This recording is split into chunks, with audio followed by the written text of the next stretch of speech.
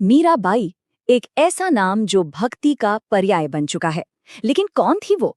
आज हम मीरा चरित के पन्नों में उतरकर उनकी कहानी को करीब से जानने की कोशिश करेंगे। ये कहानी सिर्फ भक्ति की नहीं, बल्कि एक राजकुमारी के विद्रोह और उसकी नियति की भी है। तो चलिए शुरू करते हैं ये सफर। बस ये एक लाइन और मीराबाई की पूरी जिंदगी का सार इसमें सिमट जाता है। सोचिए, एक ऐसी भक्ति, एक ऐसा प्रेम जिसमें किसी दूसरे की कोई जगह ही नहीं थी, सिर्फ मीरा और उनके गिरिधर गोपाल।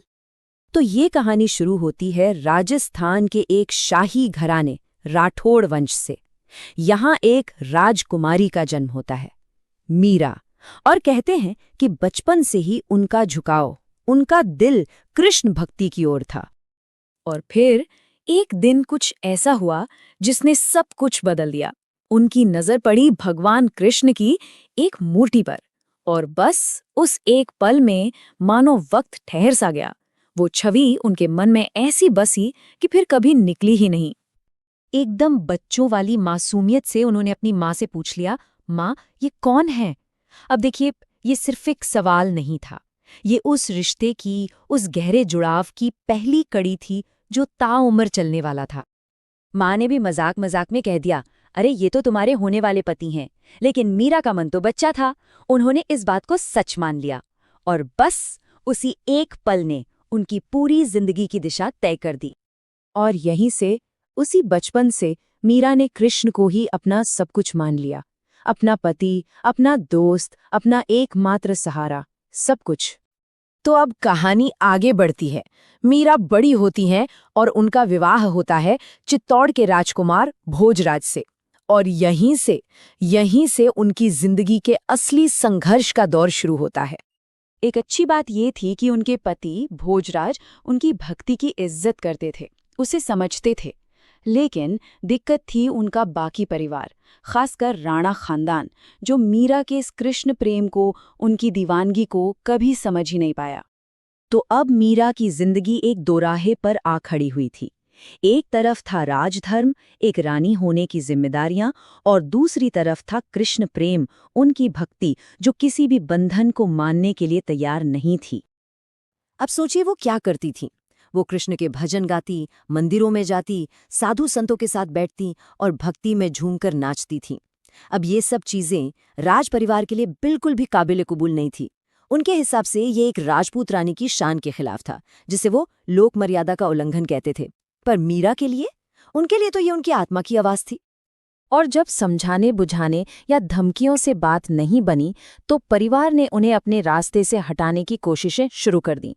जहर का प्याला भेजा गया, सांप की टोकरी भेजी गई, मतलब उनकी आस्था की एक के बाद एक कठिन परीक्षा ली गई। उन्हें बहुत कुछ सहना पड़ा। लेकिन कमाल की बात यह है कि हर बार वो किसी चमत्कार की तरह बच जाती थी और उनका विश्वास और पक्का हो जाता था। वो मानती थीं कि ये कोई और नहीं, बल्कि उनके गिरिधर गोपाल ही हैं जो हर मुसीबत से उन्हें बचा रहे हैं। फिर उनकी जिंदगी में एक बहुत बड़ा तूफान आता है। उनके पति भोजराज की मृत्यु हो जाती है। ये उनके लिए एक बहुत बड़ा झटका था। पति के जाने के बाद राजमहल में उनका जो एक सहारा था, वो भी चला गया। अब परिवार को उन्हें रोकने टोकने वाला कोई नहीं था, और आखिरकार राणा खानदान ने उन्हें महल छोड़ने के लिए मजबूर कर ही दिया। पर शायद यही उनकी असली यात्रा की शुरुआत थी। उन्होंने चित्तौड़ तो छोड़ दिया, लेकिन एक नई राह पकड़ ली। वो वृंदावन गई, मथुरा गईं और फिर द्वारका पहुंची। एक तीर्थयात्री बनकर वो जहां भी गईं, अपने भजनों से, अपनी भक्ति से लोगों का दिल जीतती चली गई। तो अब हम पहुंचते हैं उनकी कहानी के आखिरी और शायद सबसे रहस्यमय हिस्से पर। ये घटना हुई पवित्र शहर द्वारका में। कहते हैं कि एक दिन वो द्वारका के मंदिर में कृष्ण की मूर्ति के सामने पूरी तरह से मगन होकर नाच रही थीं और गा रही थीं अपना वही भजन, मेरे तो गिरधर गोपाल। और कहते हैं कि नाचते नाचते, गाते गाते उसी पल एक चमत्कार हुआ। उनका शरीर कृष्ण की उसी मूर्ति में विलीन हो गया। पीछे रह गए तो सिर्फ उनके कपड़े। अब देखिए, मीरा चरित के जो लेखिकाएं हैं, सौभाग्य कुंवरी राणावत, वो इसे मौत नहीं मानती। उनके लिए ये एक दिव्य मिलन था, जीवात्मा का परमात्मा में मिल जाना। तो मीरा कौन थी? वो एक राजपूतानी थी, बिल्कुल।